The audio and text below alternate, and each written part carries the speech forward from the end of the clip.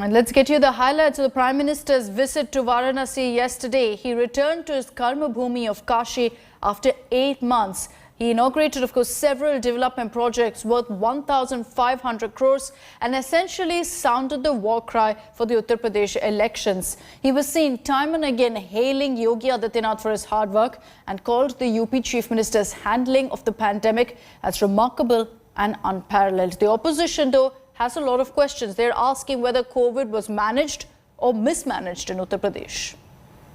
आज यहाँ आने के बाद लगता है कि न मुझे किसी ने भेजा है न मैं यहाँ आया हूँ, मुझे तो माँ गंगा ने बुलाया है।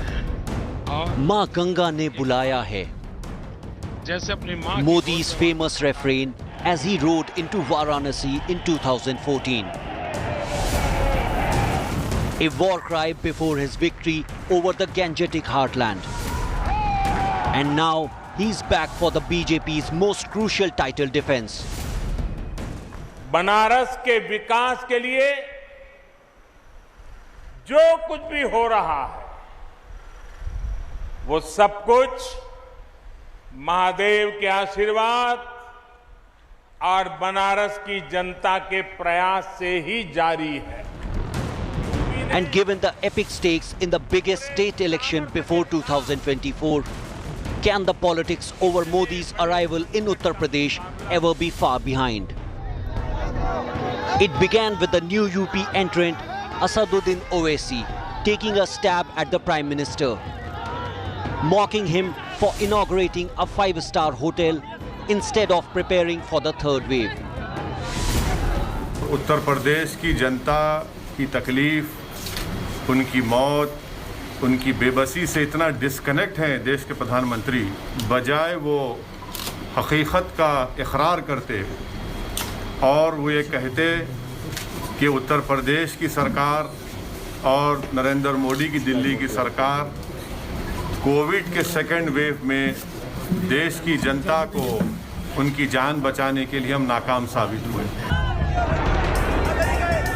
While on the topic of third wave preparations, Owaisi is continuing his high voltage tour of Western UP with these images of big non-COVID compliant crowds coming in from near Dasna. The next to launch an attack was the Trinamool, targeting this comment from Modi today. Second wave के दौरान UP ने जिस तरह corona संक्रमण को फैलने से रोका वो अभूतपूर्व है।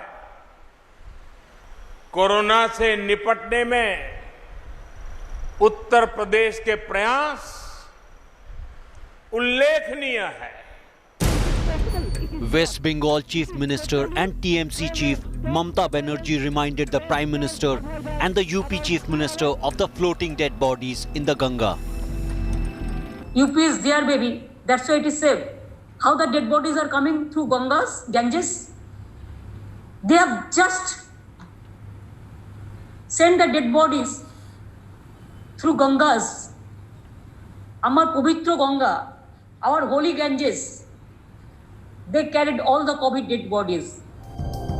The Congress was also quick to attack.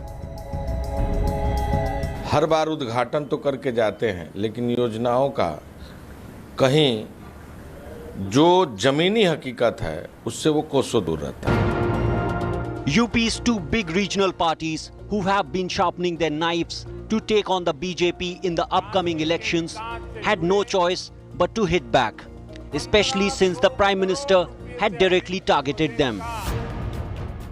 UP में सरकार आज भ्रष्टाचार और भाई भतीजावाद से नहीं विकासवाद से चल रही है। उत्तर प्रदेश में यहाँ पे गुंडा राज, जंगल राज चल रहा है। सरेआम महिलाओं का चीरहरण होता है। सरेआम यहाँ पुलिस वाले को भारतीय जनता पार्टी कार्यकर्ता थप्पड़ मारते हैं। सरेआम यहाँ पे बम गोला चलते हैं। किस तरह से यहाँ पे लोकतंत्र की हत्या होती है। और कोविड काल में तो सबने देखा कि यहाँ पे ऑक्सीजन समय से नहीं मिलने से, समय से बेड नहीं मिलने से, समय से हॉस्पिटल नहीं मिलने से, समय से वेंटिलेटर नहीं मिलने से और न जाने कितने लोगों की मौतें हो गई। The other comment from Modi that hit a raw nerve was this one. आज यूपी में कानून का राज है, माफिया राज और आतंकवाद जो कभी बेकाबू हो रहे थे, उन पर अब कानून का शिकंजा है। A day out in poll-bound UP, and what the country saw is only an appetizer to what will be served up as campaigning heats up. With inputs from Paulmi Saha and Abhishek Mishra,